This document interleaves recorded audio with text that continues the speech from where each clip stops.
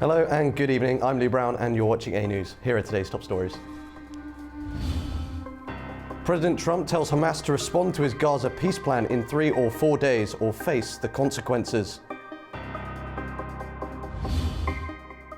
The EU proposes reparation loans for Ukraine using frozen Russian assets.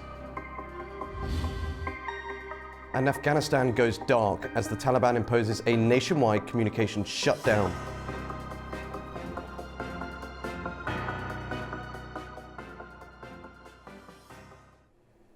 Good evening and thanks for joining us. First this evening, US President Donald Trump is hailing his Gaza peace plan as, in his own words, an amazing thing.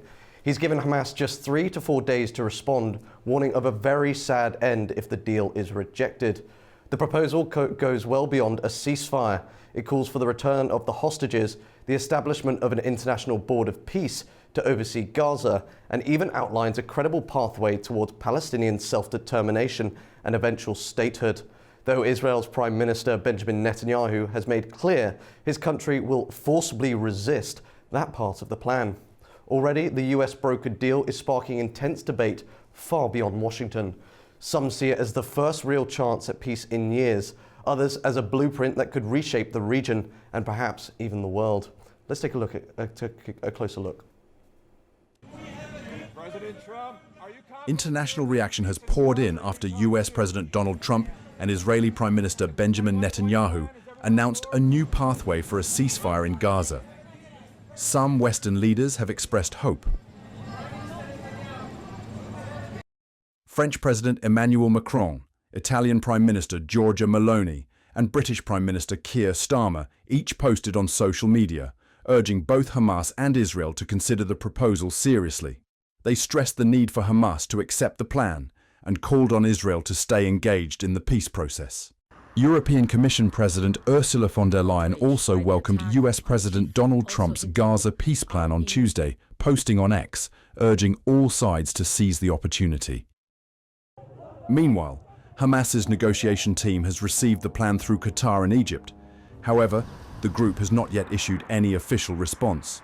In a rare show of unity, several key Arab and Muslim majority countries, including Turkey, Pakistan, Egypt, Jordan, Indonesia, Qatar, the United Arab Emirates, and Saudi Arabia, issued a joint statement welcoming the initiative.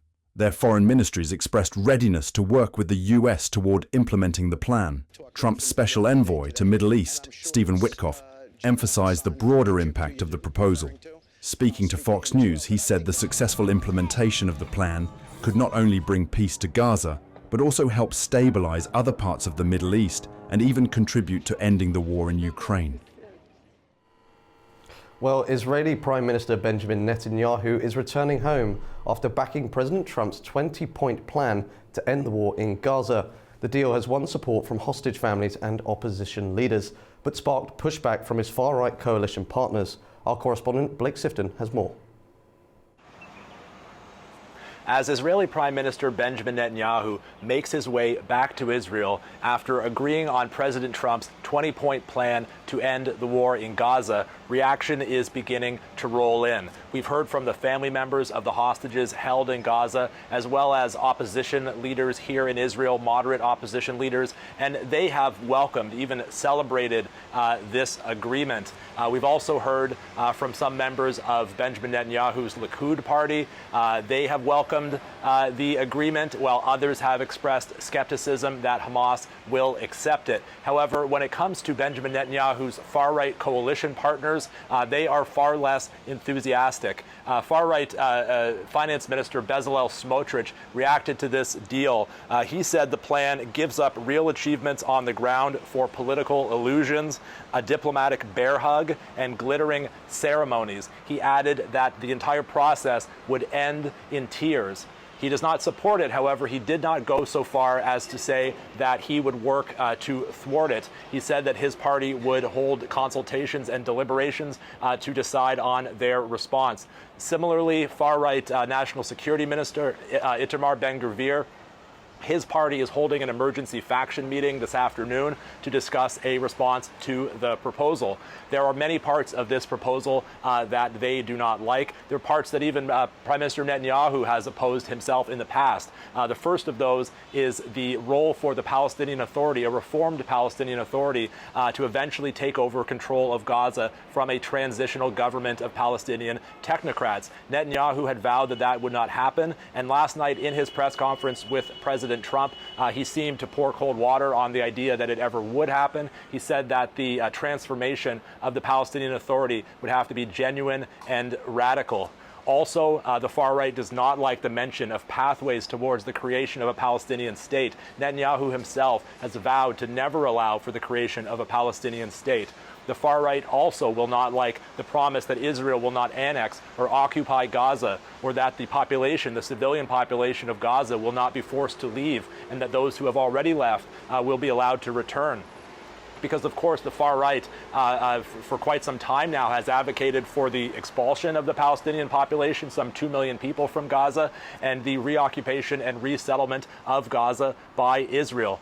The far-right members of Netanyahu's coalition, of course, could decide to leave the government. They could try to collapse the government to prevent this deal from going through. However, moderate leaders, such as opposition leader Yair Lapid and others, Benny Gantz, have said that if that were to happen, they would step in to prop up the government, to give the government the votes they need in order for this deal to go through. Blake Sifton for A News in Tel Aviv. Staying on the subject, Trump's long-awaited plan on Gaza has fueled divided opinions. In the Strip, residents say it favours Israel and ignores their plight, while in Jerusalem, people hope it might secure the release of hostages, even as scepticism grows over whether Hamas will disarm. Palestinians in the West Bank voiced sharp disappointment on Tuesday after US President Donald Trump unveiled a 20-point peace plan for Gaza, backed by Israeli Prime Minister Benjamin Netanyahu. Since the plans were announced to end the nearly 2 years war, it has drawn mixed reactions. The plan calls for an immediate ceasefire, a staged Israeli withdrawal from the Strip, the release of hostages in exchange for Palestinian prisoners, Hamas disarmament, and a transitional government led by an international body. Palestinians have dismissed the initiative as little more than a fresh attempt to impose control and say it brushed aside the recognition of the statehood of Palestinian. I'm surprised, even before Trump and Netanyahu's meeting, that now more than 150 countries have recognized the Palestinian right to exist, yet unfortunately yesterday's meeting did not address the Palestinian issue at all. We are far from everything. We are talking about 24 months of killing, destruction, displacement, and until now, Trump and Netanyahu are sound asleep. In Gaza's makeshift camps, many expressed anger at what they viewed as an imposed arrangement that sidelines Palestinian aspirations. This plan falls in Trump and Israel's favor. They have interests in Gaza. They want to end Gaza in any way possible. There's gas in Gaza. They want to turn Gaza into Trump resorts, and he, Trump, wants to finish his plan. And all these complications are from Trump and Netanyahu, and if they wanted to solve the war, they would have solved it a long time ago. Meanwhile, in Jerusalem, some Israelis welcomed the plan, calling it a deal they could live with, praising the backing it gives Israel, and hoping it might finally bring hostages home. Yet while some expressed optimism, others questioned whether Hamas would ever disarm after 2 years of war. Great day for Israel. I don't see anyone from right to left who's going to go against it. The only question is now if Hamas will approve and end this misery that we are in it for almost 2 years. The proposal still leaves major questions unresolved, including the role of the Palestinian Authority and the possibility of a future Palestinian state, which Netanyahu continues to oppose. For now, its success hinges on Hamas, whose response remains uncertain. Now, President Donald Trump has addressed a rare gathering of senior military leaders at Quantico, a Marine Corps base near Washington, D.C. Hundreds of generals, admirals, senior commanders and their top advisors were summoned from all over the world by Pentagon Chief Pete Hegseth with little notice. No official reason was given for the meeting, but the US president talked about global issues, including the war in Gaza, the US withdrawal of Afghanistan, and the Russia-Ukraine conflict. And then we just have the one to settle, and we have to settle it up with President Putin and Zelensky. Got to get them together and get it done. But the only way we can do that is through strength. I mean, if we were weak, they wouldn't even take my phone call, but we have extreme strength. We had the horror show in Afghanistan, which is really the reason I think that Putin went in. He saw that horror show by Biden and his team. The US government is heading for a shutdown as Congress struggles to agree on funding federal agencies.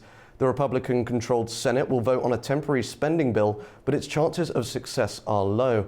Democrats want to extend health benefits for millions of Americans, while Republicans say this should be dealt with separately. Federal agencies have outlined plans to halt non-essential work and send thousands of staff home. Airlines have warned that a shutdown could disrupt flights. President Donald Trump has warned that if Congress fails to reach an agreement, many federal workers could lose their jobs. The longest shutdown in the past lasted 35 days and cost the US economy around $3 billion. Looking at other US affairs, President Trump has renewed his threat to impose a 100% tariff on films produced overseas. The move is creating uncertainty for studios that depend on international co-productions. The film industry is bracing for major changes after US President Donald Trump announced plans to impose 100% tariffs on movies not made in the United States. Trump's proposal comes amid accusations that other countries are stealing the US movie business. He first floated the idea of a movie tariff in May, but offered few specifics, leaving entertainment executives unsure whether it would target certain countries or all imports. After that announcement, a coalition of American film unions and guilds sent a letter to Trump urging him to support tax incentives for domestic film production in a reconciliation package being drafted in Congress, hoping to bring more film and television projects back to the United States. Hollywood has increasingly relied on overseas production hubs such as Canada, the UK and Australia, where tax incentives have attracted big-budget productions ranging from superhero franchises to streaming dramas. Industry executives warn that a broad tariff could affect thousands of US workers employed on overseas shoots, from visual effects teams to production crews, whose work is often spread across multiple countries.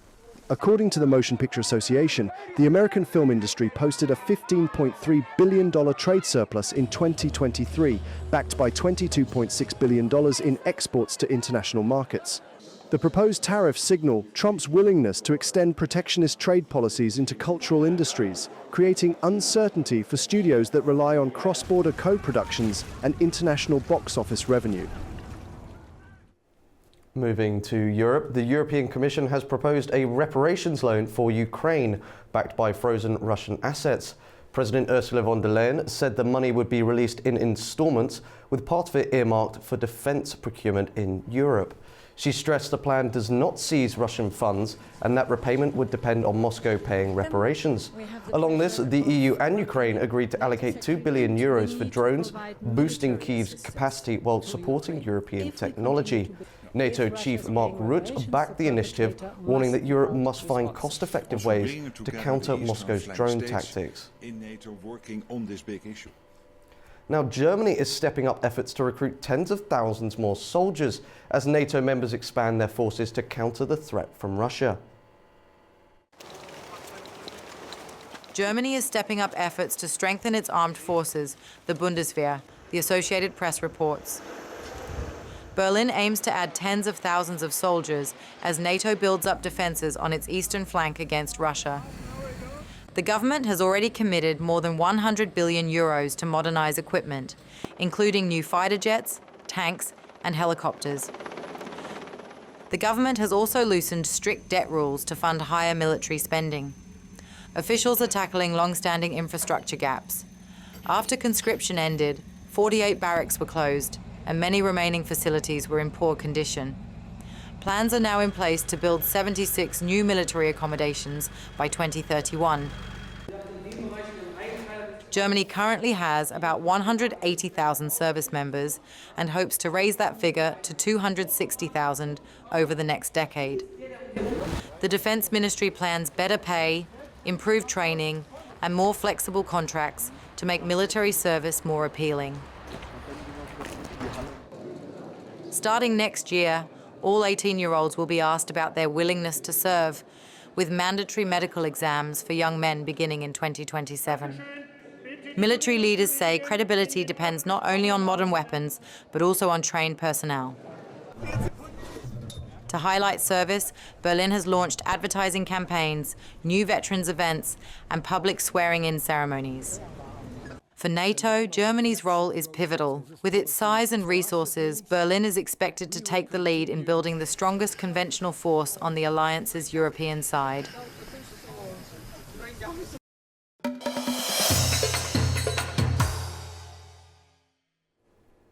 Now, Afghanistan has gone dark. Internet and phone networks across the country have been cut, leaving millions of people disconnected from each other and from the rest of the world.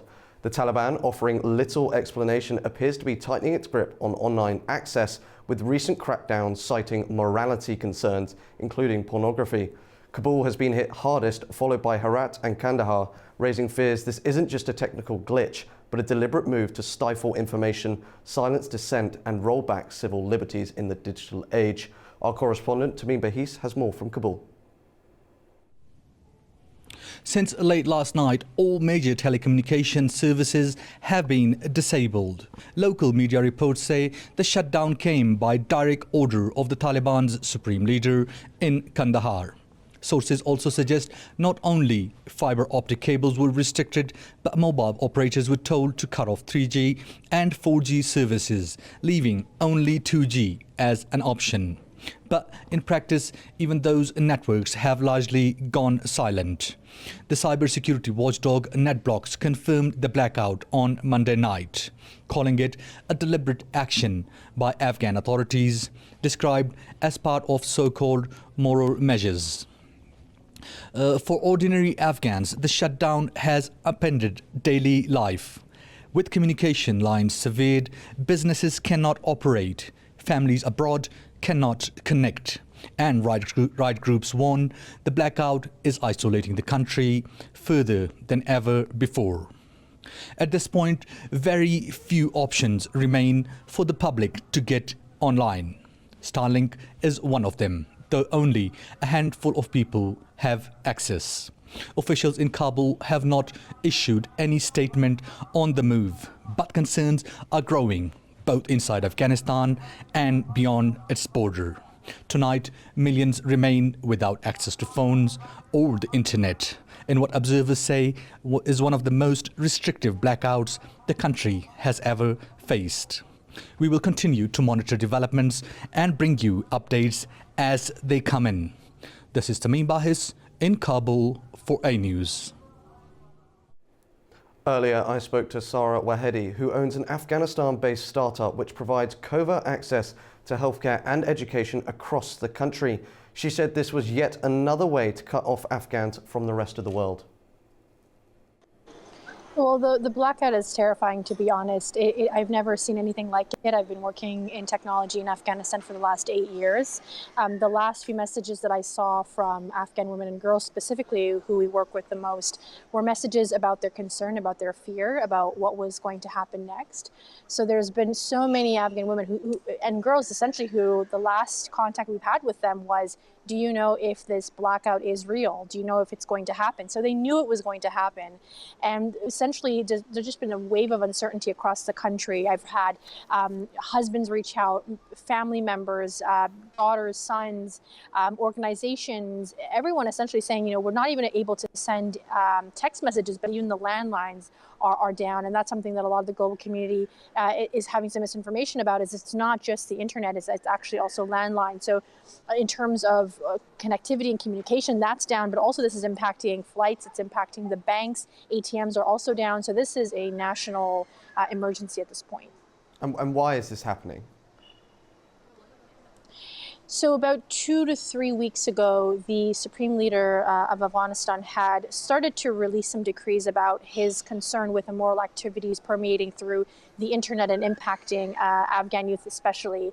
And so it began with the Supreme Leader, and then we saw some decrees from some governors across Afghanistan who had essentially been agreeing and saying that this is something that they wanted to roll out as well. It started with Balkh province, and now it's essentially become a nationwide ban. And this is really at the crux of it, a problem that the Taliban has had with the internet for many, many years. And this is essentially step one of a nationwide blackout that I don't see changing or reversing.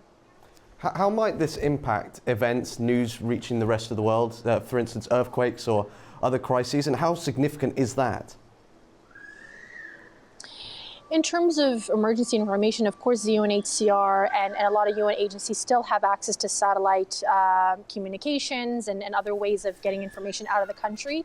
But in terms of the day-to-day for millions of Afghans, this blackout essentially will impact them for months or even years to come, because the Taliban will essentially be testing what modalities of communication should go through and what shouldn't go through. And I believe that, a lot of the social media apps, for example, WhatsApp, Facebook, Instagram, these are going to be the main targets. But in terms of getting information outside the country, of course, humanitarian aid, these things we can get. But in terms of the day-to-day lives of Afghans, this is going to impact them heavily. I just want to draw your attention to the Afghan citizens and how they're reacting. Are there workarounds? Is this a total blackout? Are there realistic ways, VPNs, Starlink, satellite phones, for Afghans to bypass the Taliban's blackout, or is it airtight? It's not airtight. There are some people, I've seen one or two that have used VPN, but if you can just imagine, about 80% of Afghanistan does have some sort of mobile penetration, whether it's the very basic smartphone, the basic Nokia phones to, larger smartphones. But essentially the VPN network is something that is very rare, very, very rare. I mean, even in the West, VPN usage is quite, it's something that's not as widespread. People don't really know what VPNs mean or what they do. Also, they're quite expensive. Some of the free ones are accessible, but in Afghanistan, VPN is something that perhaps more elite families and more privileged communities will be able to use. So it does feel like a very airtight ban, because this kind of information just hasn't been disseminated and people haven't been prepared. And also, with Starlink, this is something that I've mentioned many times, is that Starlink worked in Ukraine because they had the support of the Ukrainian government. Tens of thousands of Starlink,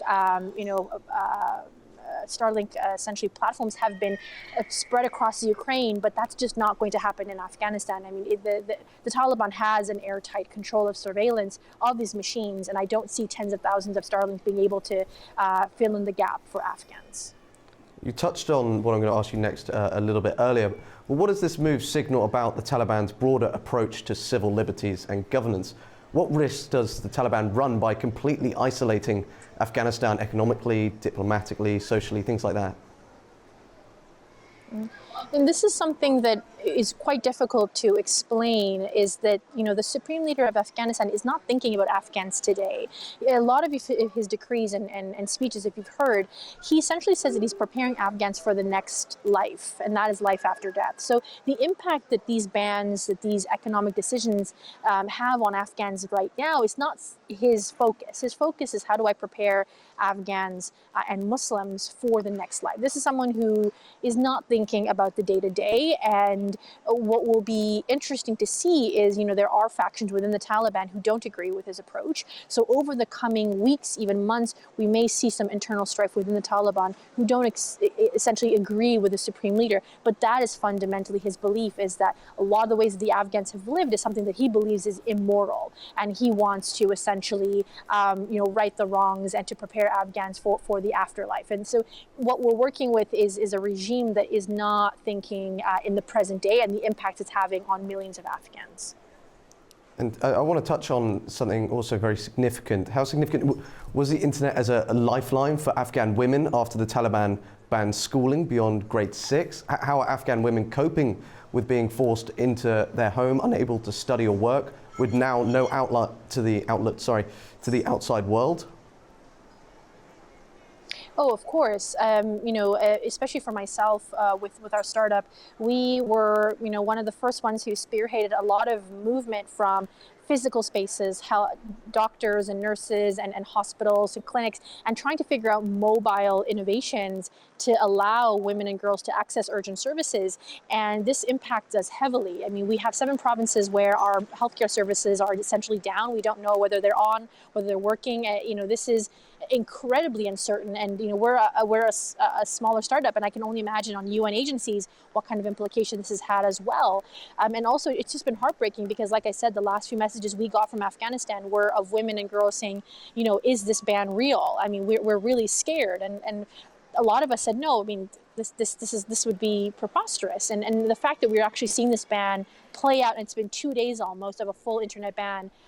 I can only imagine the anxieties that a lot of Afghans are feeling right now. I just want to finish. How might this disruption impact international humanitarian groups operating inside Afghanistan? Well, it definitely creates a strained relationship with the Taliban. I really believe that something that we have overlooked is their very staunch focus on their policies, and they've essentially not cared about the impact this could have on negotiations or any sort of relationship with the international community. A lot of these humanitarian systems are entrenched. I mean, whether the Taliban is in power or not, humanitarian aid must continue to go into the country. So, there isn't really a lot of strong arming or diplomacy that's happening with the Taliban. I don't see an urgent impact on humanitarian aid, but donors may feel very hesitant to continue engaging with the Taliban. So this may have longer implications on humanitarian aid, and also the fact that most agencies want to connect with local communities, and if they can't, they're going to feel very hesitant on the disbursement of aid. And like I said, this is going to be an ongoing breaking situation that we'll most likely see the implications in the next few weeks to months. Now, Italian President Sergio Mattarella started his official visit to Azerbaijan. He was welcomed by Azerbaijani President Ilham Aliyev in Baku, and they held talks focusing on strengthening bilateral ties and economic cooperation. The 2 presidents are set to attend the opening of the Italy-Azerbaijan University on Wednesday. Italian President Sergio Mattarella was welcomed at the Zugulba presidential residence by Azerbaijan's President Ilham Aliyev for his official visit.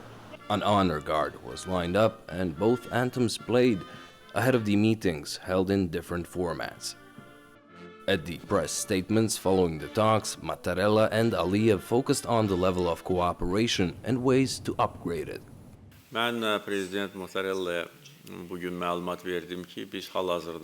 I informed President Mattarella today that we are currently working with the European Union on the export of electricity. A feasibility study for the construction of electric power lines is being prepared and is expected to be completed soon. Thus, the path opened by TAP and the Southern Gas Corridor is now paving the way for even larger projects. TAP'ın açtığı yol, Cənub Qaz Dəhlizinin açtığı yol bugün daha böyük layihələrə yol açır. We spoke with President Aliyev about the need to develop collaboration with the European Union, and Italy is working in this direction. Azerbaijan already has a partner. It is a broad and relevant coalition with many EU countries in it and the European Union. We hope it will grow further.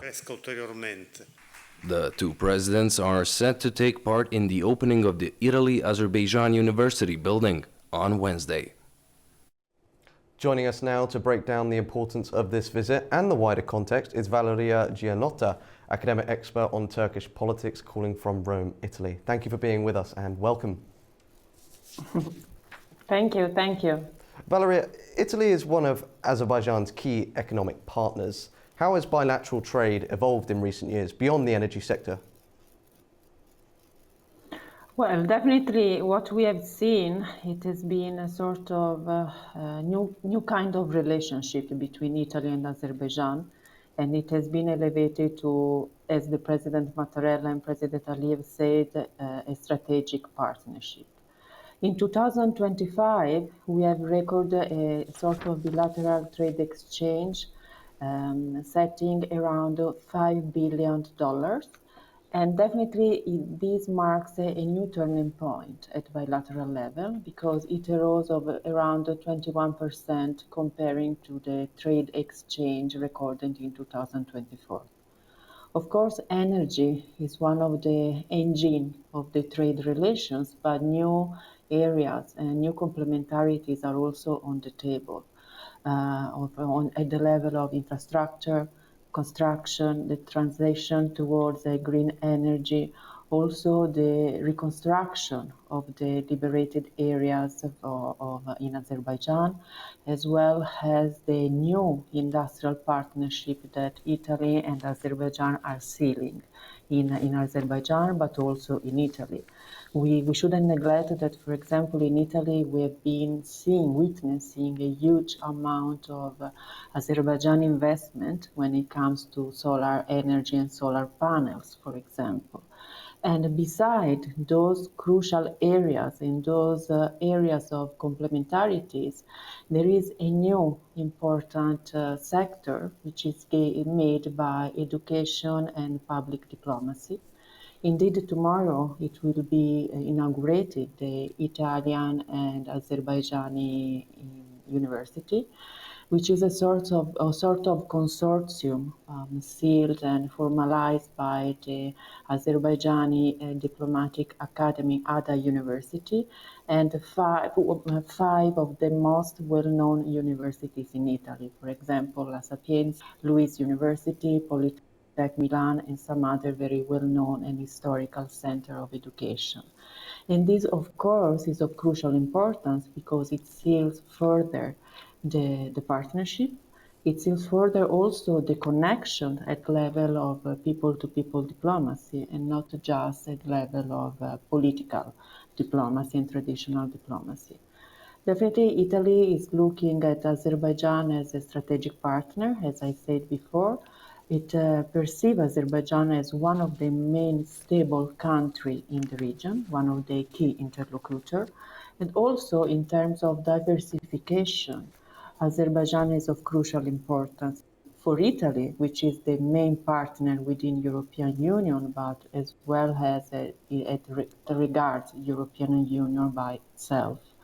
In terms of connectivity, in terms of energy, as it has been mentioned, but also in terms of logistics, Azerbaijan is one of the main interlocutors. If I may, yes, I do want to highlight certain things, bar the broader overview of what has been said. How are the Italian investments in Azerbaijan? What sectors are seeing the most growth? What could expect to see the biggest growth from this as well? Well, definitely, Italy has been always very strong when it comes to infrastructure and construction. Also, here it comes the reconstruction of the liberated areas after the Nagorno-Karabakh war, where Italy is very active. Beside the sector of metallurgy, Italy is one of the key actors on this sector. And then anything related to energy. Already the main Italian companies, such as Eni and the other main leading Italian companies, are operating in Azerbaijan. Also, new areas that they are nowadays arising are related to technology, of course, circular economy, sustainability, and with particular emphasis on the transition towards the green energy.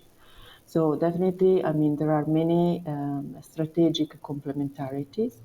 Without forgetting that Italy has been, and it has been historically well known worldwide for its culture and its public diplomacy, for its soft power.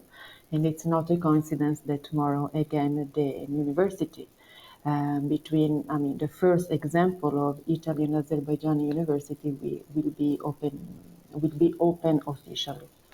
Well, you mentioned an interesting point about Azerbaijan being a stable country in the region. How are Italy and Azerbaijan cooperating on defense, and what are the main areas of this partnership?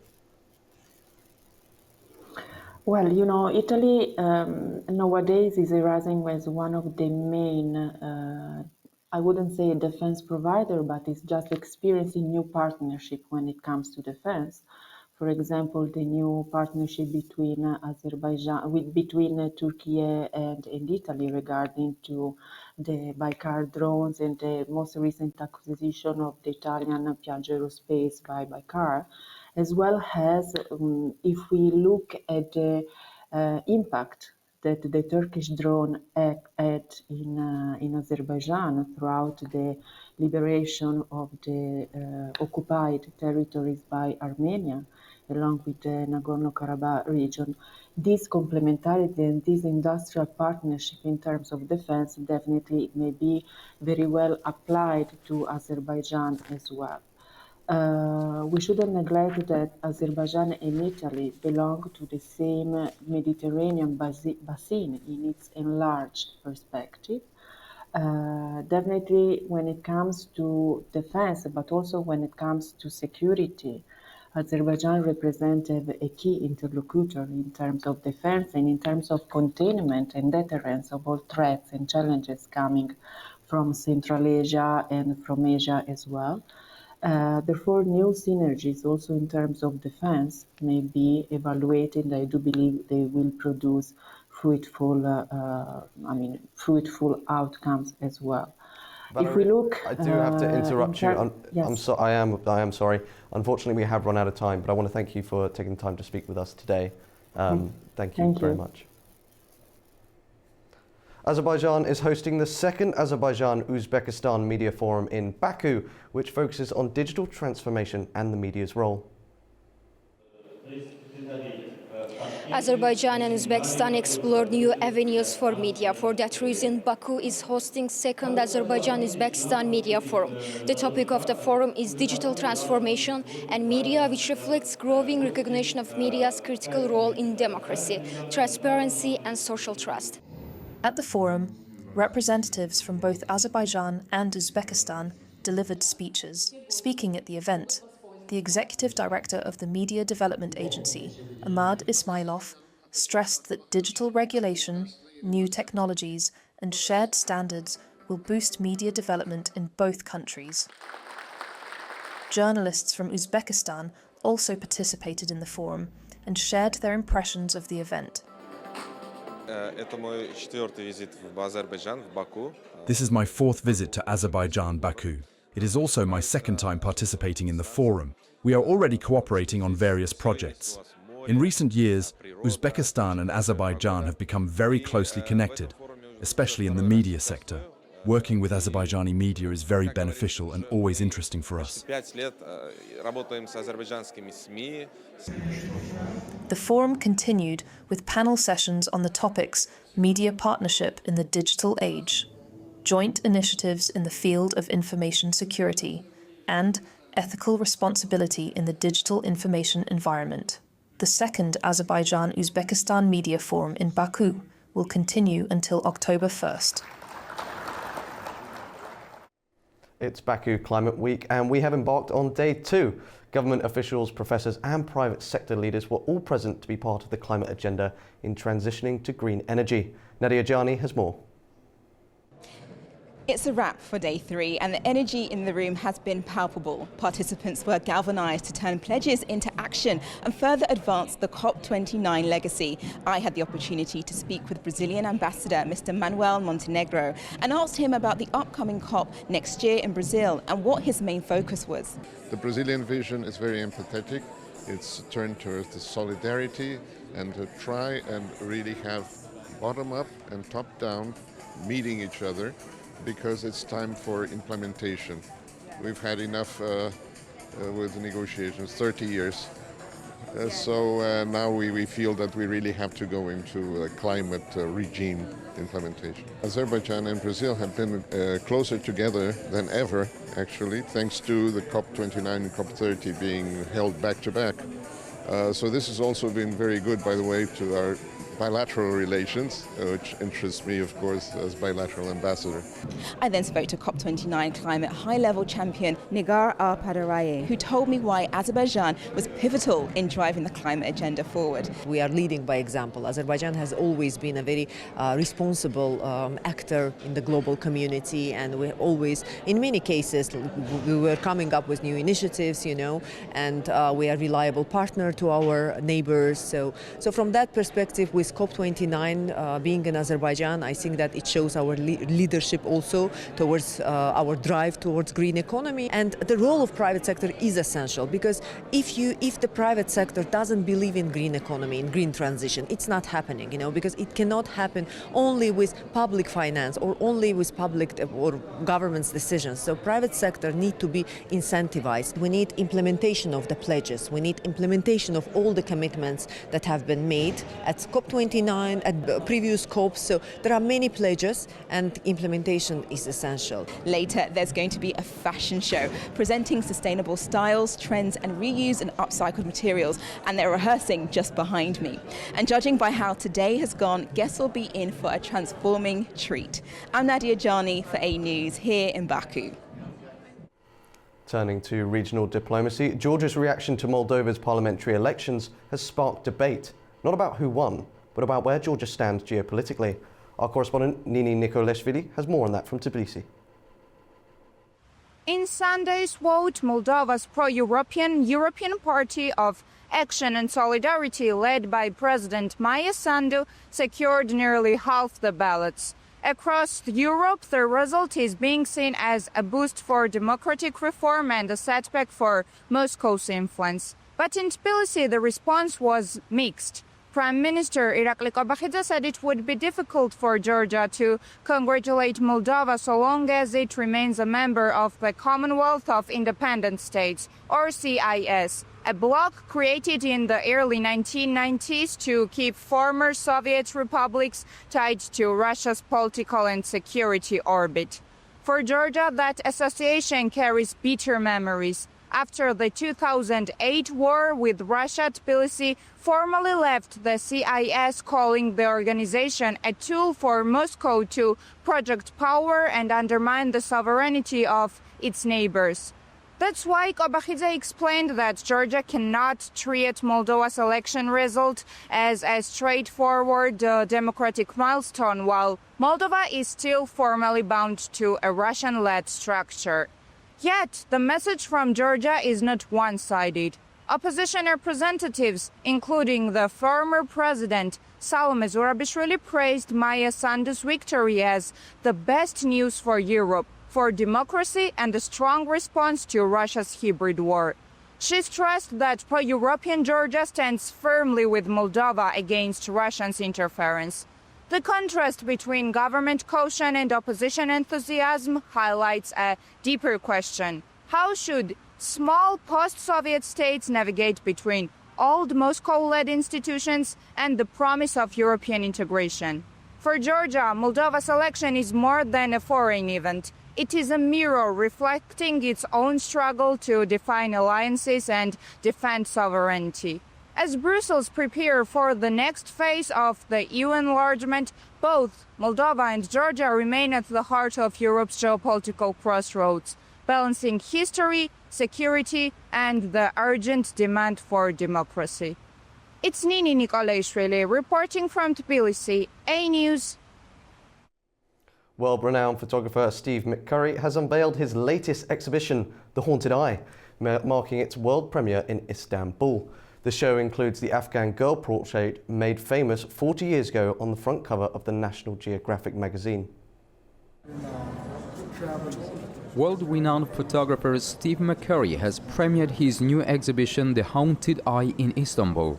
The show features 25 of McCurry's career-defining photographs, including his iconic 1985 National Geographic cover portrait of the Afghan girl. There are also 160 other works which are being exhibited for the very first time. The expo has been organized by 212 Photography Istanbul with the support of Turkey's Culture and Tourism Ministry. It opened at the Tophane Amire Culture and Arts Center, which is part of Mimar Sinan Fine Arts University and is one of the key events of the Turkey Culture Route Festival. McCurry, who traveled from the United States to attend the opening, said he was honored to present his work in such a historic venue.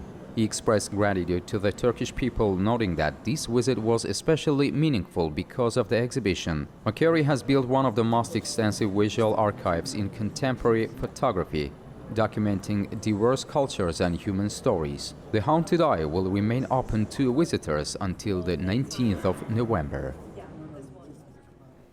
That's all we have for now. From all of us in the studio, thank you for watching and stay tuned to A News.